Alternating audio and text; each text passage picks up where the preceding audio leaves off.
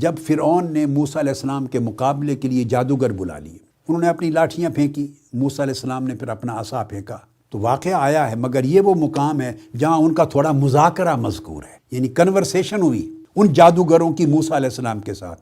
وہ جملے سننے والے ہیں قرآن مجید میں، اے موسیٰ کیا آپ اپنی چیز پہلے ڈالتے ہیں یا ہم ہی پہلے ڈالنے والے بن جائیں؟ تو موسیٰ علیہ السلام سے کافر تھے، فرعون کے لائے ہوئے لوگ تھے، اس کی گروپ کے لوگ تھے، اس کے بہاف پر اپنی جادو کی جنگ لڑ رہے تھے، مگر موسیٰ علیہ السلام کے مقام و منصب اور عظمت سے متاثر ہو کر ان کا امر پوچھنے لگے، آپ کی چوائس اور پسند کیا ہے؟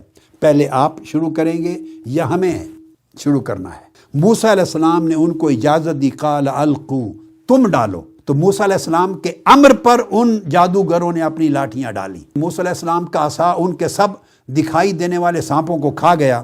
فرعون بھی دیکھ رہا تھا، اس کے وزراء، امراء اور باقی لوگ بھی دیکھ رہے تھے، جادوگر بھی دیکھ رہے تھے، لیکن چونکہ ادب کیا تھا موسیٰ علیہ السلام کا، حالت کفر میں جادوگروں نے ادب کیا تھا، ان کا امر پوچھا تھا اور ان کی اجازت سے اپنی لاٹھیاں ڈالی تھی۔ وَأُلْقِيَ السَّحَرَةُ سَاجِدِينَ، اس ادب کے نتیجے میں اللہ نے انہیں ایمان عطا کر دی۔ جب وہ منظر سامنے آ گیا، وہ جادوگر سجدے میں گر پڑے، اور یہ صلہ ملا اس ادب کا جو انہوں نے حالت کفر میں موسیٰ علیہ السلام سے پوچھ کر کی تھی، یعنی ادب کہاں اٹھا کے بندے کو کہاں تک پہنچا دیتا۔ سورہ یوسف میں، سورہ یوسف کی آیت نمبر 13 ہے۔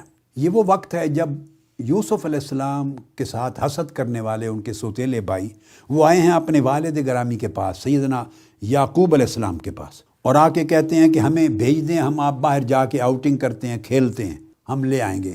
اب یعقوب علیہ السلام کو علم ہے، جملہ سنیے، یہ آیت نمبر 13 سورہ یوسف، یہ ادب بتا رہا ہوں، جو لوگ اچھے نہیں ہیں ان سے کلام کا ادب کیا ہے، جن کے بارے میں آپ جانتے ہیں ان سے گفتگو کا ادب کیا ہے، یہ بیہیویئر ہے، یہ جو حسن کلام ہے، حسن معاملہ ہے، اس کو ادب کہتے ہیں۔ آپ فرماتے ہیں مجھے ڈر ہے، اس بات کا غم ہے کہ تم اسے لے جاؤ، اور اس بات کا بھی خوف ہے کہ کہیں اس کو بھیڑیا نہ کھا جائے اور تم اس کی حفاظت سے غافل ہو۔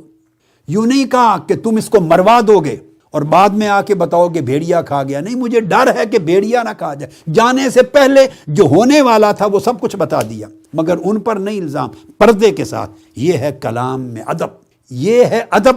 جب اتنی تہذیب آ جاتی ہے انسان کے اندر، تہذیب نفس، تطہیر اخلاق، اور اللہ پاک کا نور، اس کے ساتھ اتنی تہذیب، اتنا بندہ سیولائز ہوتا ہے، اتنا پیوریفائی ہوتا ہے، اس کی عادات، اس کے طور طریقے، اس کا کلام، اس کی گفتگو، اس کے معاملات میں اتنی لطافت اور اتنی نظافت اور اتنی نفاست آ جاتی ہے، اس طرح ادب نکھرتا چلا جاتا ہے۔ جب یوسف علیہ السلام کا دیکھیے واقعہ معلوم ہے آپ کو، جو زلیخا کا واقعہ ہے، پھر 9 سال آپ کو قید ہو گئی، 9 سال قید گزار لیے۔ جب بادشاہ پہ کچھ حقیقت آشکار ہو گئی تو اس نے بلا بھیجا کہ آ جائیں۔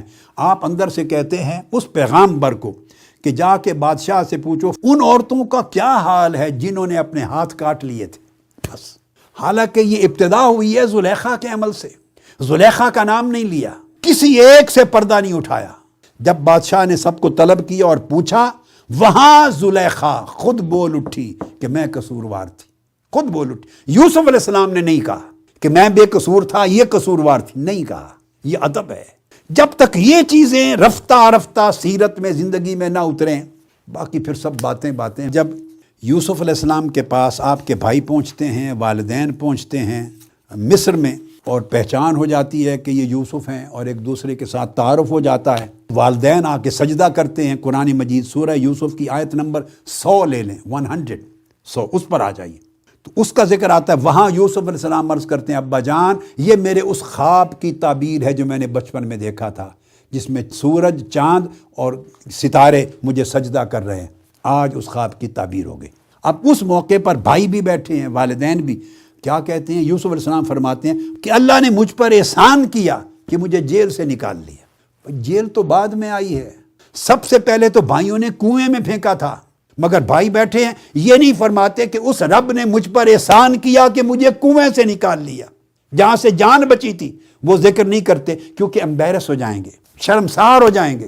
اسی طرح پھر جب دعوت دیتے ہیں، آپ تبلیغ کرتے ہیں، تربیت کرتے ہیں، دین پہنچاتے ہیں لوگوں کو۔ اب اس پورے پس منظر میں اس آیت کو دیکھیے، یہ سورہ النحل کی آیت نمبر 125، فرمایا ادعو الی سبیل ربک، بالحکمہ، اے عالم، اے مبلغ، جب تو لوگوں کو اللہ کی راہ کی طرف بلائے تو حکمت کے ساتھ بلا، والموعظۃ الحسنہ، اور بڑی خوبصورت عمدہ نصیحت کے ساتھ بلا، وجادلہم باللتی ہی احسن، اور اگر اختلاف اور مناظرہ اور ڈیبیٹ بھی ہو جائے تو اس میں بھی بڑا کرٹیس اور خوبصورت طریقہ اپنا۔ فرمایا ان ربک ھو اعلم بمن ضل عن سبیلہ، اللہ کو معلوم ہے حقیقت میں گمراہ کون ہے۔ اگر زندگی اس رنگ میں ڈھل جائے اور یہ ڈھنگ آ جائے، یہ صفات ہماری زندگی میں آ جائیں، سارے زندگی کے اقوال، اعمال، احوال اس طریقے سے رنگے جائیں، تو اس کو ادب کہتے ہیں۔